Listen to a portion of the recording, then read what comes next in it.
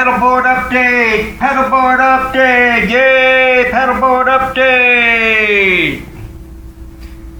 Welcome to the Oats Pedalboard update. Now you might think, looking at the pedal boards, that not much has changed, but I gotta tell you, everything kind of changed and my whole plan has been revised. So let me start at the top once again. There are a few things I didn't cover last time, so I thought I would go ahead and clarify them. I just, I don't know, I kind of presumed that everyone probably knew about certain things, but that isn't necessarily true. So, and I'm not saying everyone doesn't, but I'm just saying that I should have been more clear. So let me start at the top, okay. All right. You got my trusty Les Paul. Cable goes out and then into this tuner. I believe I described that to you before. It's a strobe tuner. Very expensive, very, very good, very accurate. Okay, now we're going into a new pedal, which is the more yellow comp, which is a knockoff of a very famous yellow compressor. I'm not so happy with it. I think I prefer parallel compression. So you need a compressor with a mix knob, and this one does not have a mix knob. So I'm probably going to be replacing that at some point. I might give it to Rob to play the bass through. So I was thinking about that. Then I got the Kaleen pedal, like I think I described to you before, which is a knockoff of the Timmy. I believe we went over that. Okay, now what I didn't tell you before was about the Shredmaster. Now the Shredmaster is made by Marshall, and it is no longer made. It is a classic pedal, and it's a distortion rather than an overdrive. This is an overdrive. The Timmy is an overdrive. This is a distortion which hits harder, has more impact, and bigger driven sounds. But the drive that you get, it has more transients at the front. It hits harder. So that's why I really like it. That's my main drive pedal for that reason. But that and clean sounds are the main two things that I use. But now I'm incorporating things in the middle, like this Timmy knockoff, which, as I mentioned, was a light, transparent overdrive. But the Shredmaster is a classic pedal. It's expensive because they're no longer available, so they jack up the price. Anyway, moving on, we got the more pure boost, which I had another boost pedal, but it was bigger. It was twice as big. So I got this because it sounds good, but it's small. So and with, as you can see, I'm planning on having a lot of pedals, so I'm trying to conserve space. Okay, then next to it, the Moore Ensemble King, which is an analog chorus by Moore. And then finally, I already described to you guys this old flanger pedal that I had sitting around. Now I have another mini pedal flanger coming, but this one is stereo, and what happened was I watched a YouTube video from this channel called That Pedal Show, which is in the United Kingdom, and I saw this YouTube video called about wet dry and wet dry wet rigs, and I'm going to explain what that is. And so what I have done is one side of the stereo on the flanger is going out and over to this buffer pedal, and then from there into the rest of these pedals on my left-hand foot pedal board. But the other side of the stereo flanger is going to an amp, and I'm going to show you that. And this is part of the wet dry thing. And wet dry meaning you use multiple amps and one of the amps gets just a dry signal, no time bass effects like a reverb or delay or anything like delay.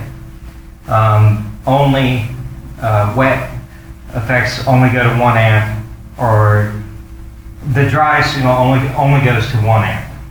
But this changed my whole thinking because I heard Mick and Dan talking about how great wet dry was, so I wanted to try wet dry, and I had this stereo flanger, so I'm like, and I have more than 1 amp, so I thought, hey man, I'll give it a try. So I did. Okay, so what I have done is the dry signal coming out of the flanger. Okay, it has all the compression and drive pedals and things that are not time based, like the boost pedal and the chorus and the flanger, even though that I'll probably have the chorus and flange eventually on the wet side, but for now I have them here.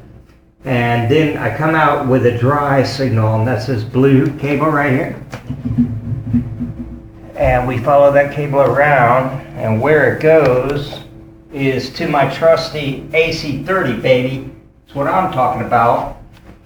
We love the AC30. This has been my mainstay amp for years. This is the one I used on the road with the weighting. This is where my sound comes from. And as I mentioned before that about the Shredmaster in my last video about pedals, the Oats sound is really the Shredmaster into the AC30. That's kind of the bottom line of it. All right, now there's a lot of other things I'm going to have and a lot of other things I like, but that's the basic sound for the band. And I also use a clean sound, which I really love, the clean, chimey Vox, you know, because it's very, you know, Beatlesque and whatnot. I like that chime. So anyway, that's the dry signal of the wet dry. Okay, so back to the pedal board. Now the other side of the stereo comes out, goes into a buffer, because I had to buy a buffer because it was killing me, because what happens is over a lot of pedals or long cable runs, your sound starts sounding dull. And if you don't have a buffer is what keeps that from happening. So we come out and into the buffer, and come to think of it, I should probably put the buffer further back in the chain, but this is a work in progress. Okay, come out of the buffer, into the Trelicopter, which I described before, which is a tremolo, into the analog delay carbon copy, which I described to you guys before, into a Skyverb by Moore, which is a reverb pedal. And I got this one because it has 3 different settings, and one of them is a studio setting, which is kind of emulates a studio tape, a studio reverb. And I really like that kind of neutral thing, because the AC30 does not have on board, it doesn't have a reverb on board. So I have to have a reverb, but I don't use this through the AC30 anymore because I'm doing this wet dry rig. But at any rate, it's complicated, but I'll get to it. Okay, so then, as I told you guys before, it comes out of there, goes into this loop pedal, comes out of the loop pedal, goes into this snakebite reverb, which I set on like really huge, then into this cheap echo, which I mentioned, but it has a mix knob, and these, when you have the cheap pedals, the good thing is that if they have a mix knob. So that's a mix knob, there's a mix knob on this cheap pedal, and that way some of your dry sound just goes right through without being digitized or without being affected by the effect. That helps you keep your tone. Okay, and then finally I got this Max Verb, which is another little digital pedal, but the thing with this thing is the Hall setting on it is huge. It just like literally lasts, the tails of this reverb last like literally for 30 seconds to a minute, you know, somewhere in there. Longer than you can, yeah, impossibly long. I mean, nothing like real life or nature or anything like that. But they sound good. And so I heard that on YouTube, and I had to have it, and I finally, it was really kind of hard to get, because this company is, I don't know, it's, I guess it didn't, you know, is not quite making it, so they're kind of, this is kind of what they have, one of the pedals that they have left in stock places. Okay, so then it goes back into the loop pedal. So when this is on, these 3 pedals are in. When this is off, it comes to at the end of this reverb and goes to here and out. Okay. So I always have some reverb on, and then when I kick this on, this is like a huge, like Grand Canyon reverb type thing that I use for, I think you guys might have seen a video I put up trying to name an instrumental piece that I wrote to as an intro for the live show. And that's how I get that effect, is using these reverbs and delays set really long. Okay, so then we come out from this loop pedal and into the volume pedal, and then out from there, and this is our wet out. Remember, this was the dry out. That's for the dry amp. All right, now this is our wet out, the purple one. Our wet out goes to another box. Yay! I got this AC10, and I've been really, really happy with it because it sounds a lot like the AC30, and I decided to use this for a wet amp. So that's where see the purple cord? It goes into here. So this amp, it gets the dry signal, but it also gets all the effects. Okay. This amp gets the dry signal and no effects.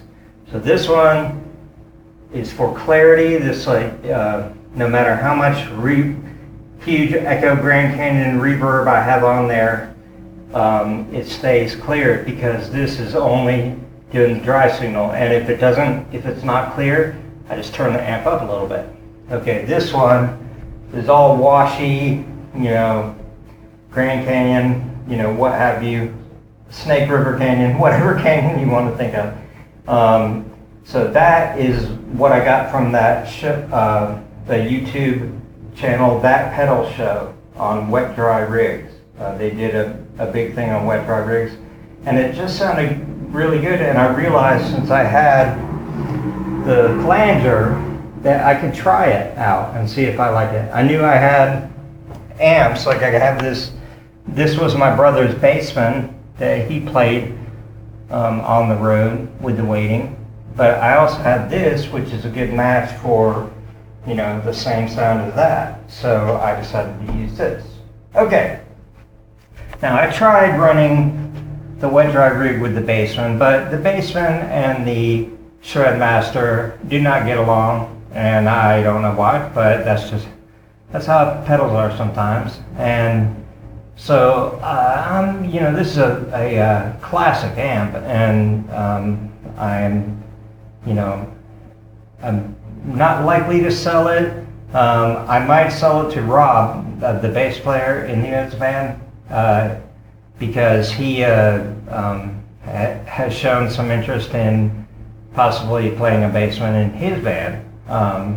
But other than that, I don't think I would necessarily sell it because it's such a classic.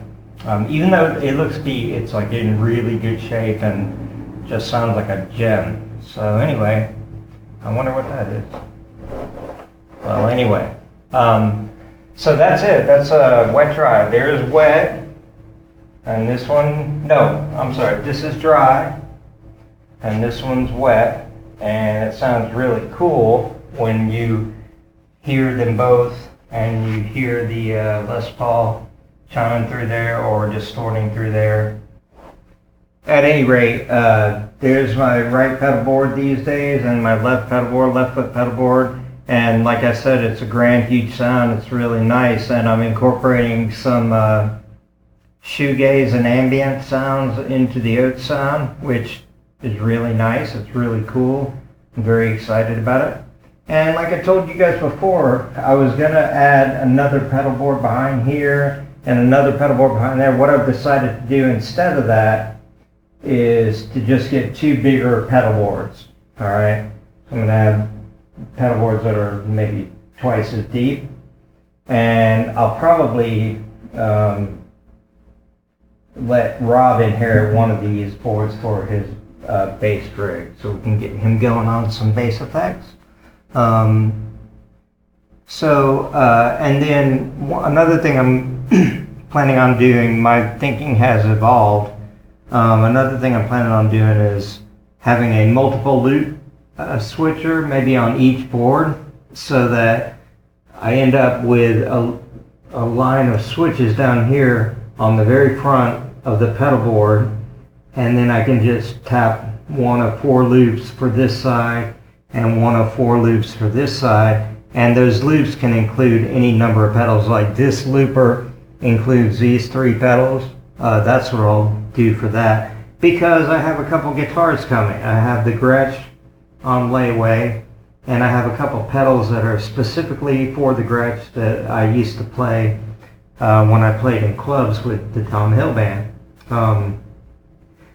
It makes the Gretsch guitars sound really good. These pedals do, and so I'll put those on this board back here, and I'll make that a loop, and then I'll have one button, and when I put on the Gretsch to play it, hit that button, and there's your Gretsch sound, you know. And then I'll have another button for another guitar, whether it be the Les Paul, my Telly. I also have another guitar besides that on layaway that's an offset guitar, a Jazzmaster. And you guys might have seen the cover of the magazine cover that we were on. That's the Jazzmaster. It's on layaway, the white Jazzmaster. So I will be incorporating that, and then I'll have specific settings and pedals set up for that. And then on this side on the pedal board, I'll be able to hit one button, and it goes to that loop for that particular guitar for the drives and whatnot. And then I'll have the good sound for that guitar. And then on this side, I have another loop switcher, and then say I want to do a shoegaze sound like I'm doing. That's kind of what I'm doing with this looper, is I hit that and I get these giant reverbs and delays, so it's like the more shoegazy type of sound. And I'll have those loops all set up, so if I want shoegaze, hit one button, you know, and then all the pedals are engaged for that sound. If I want regular Oats distortion with a little bit of reverb sound, then I hit another button, and that's like the normal Oats sound from the album and such and whatnot, and things like that. So anyway, that's the pedal update. This is not really part 2. This is just, it's a work in progress, as you can see. And so I will be doing another one of these at some point, and when I get the bigger pedal boards and I get all the pedals that I want for it, then I will update you guys again in the future, maybe call it a pedal board build part 2 or something like that. This has been your pedal board update for Oats, and I appreciate you listening, and I'll talk to you guys very soon. All right, bye.